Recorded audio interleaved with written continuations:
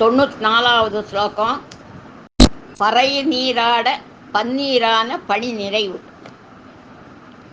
கலங்க கஸ்தூரி ரஜனிகர பிம்பம் ஜலமயம் கலாபி கற்பூரைர் மரகத கரண்டம் நிபிடிதம் அத்தத்போகேன பிரதிதின மிதம் ரித்தகுகம் விதிர்பூயோ பூயோ நிபிடயதி நூனம் தவ கிருதே.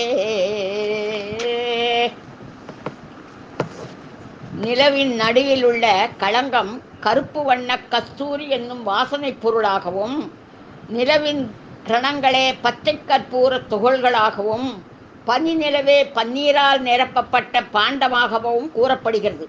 வெண்மையான கடல் தொலைவிலிருந்து காணும் பொழுது பச்சை வண்ணமாய் தோன்றுதல் போன்று நீர் நிரம்பிய சந்திர மண்டலமும் பச்சை கல்லாகி மரகத கல்லால் செய்த பாண்டம் போன்று விளங்குகிறது.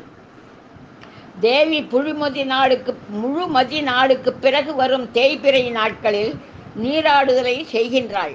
நாள்தோறும் சிறிது சிறிதாக நீரை எடுத்து நீராடுவதால் கலைகள் மெதுவாக குறைவதை நாம் காண்கிறோம். இவ்வாறு நீராடி முடித்த பின் தேவி அடியவர்களுக்கு அருள முழு நிலவு நாள் வரை தமது தர்பாரில் அவையில் அமர்ந்திருக்கும் காலத்தில் தேவியின் நீராடலுக்காக பிரம்மா மீண்டும் கொஞ்சம் கொஞ்சமாக அமுதக்கடலின் நீரை மரகத பாண்டத்தில் நிரப்பி வைக்கிறார்.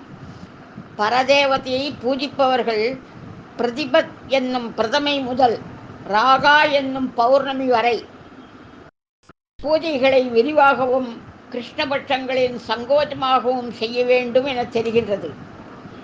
அருணாமோகினி உரையில் பிரம்மாண்டமே தேவியின் இல்லமாக, ஆகாயம் மேல் கூரையாகவும், மேரு போன்ற சிகரங்கள் விளையாடும் இடமாக, நட்சத்திரங்கள் மாலையாகவும், இந்திராதிபர் போன்றவர்கள் பிரம்மாதி புத்திரர்களாக, சூரியன் இல்லத்தில் விளக்காக குறிப்பிடுகையில் குளிர்ந்த ஒளிமிக்க சந்திரன் தேவியின் வாசனை பொருள்கள் வைக்கும் சிமிழாக வர்ணிக்கப்படுகிறார். இதன் பாராயண பலன் தேவியின் அருளால் அமரராவர் என்பதே. இதற்கு ஒப்புமிக்க அபிராமி அந்தாதி பாடல் 58வது பாடல்.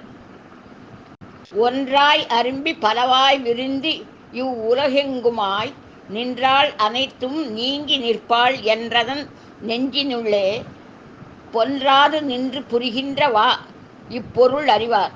அன்று ஆலிலையில் துயின்ற பெம்மானும் என் ஐயனுமே.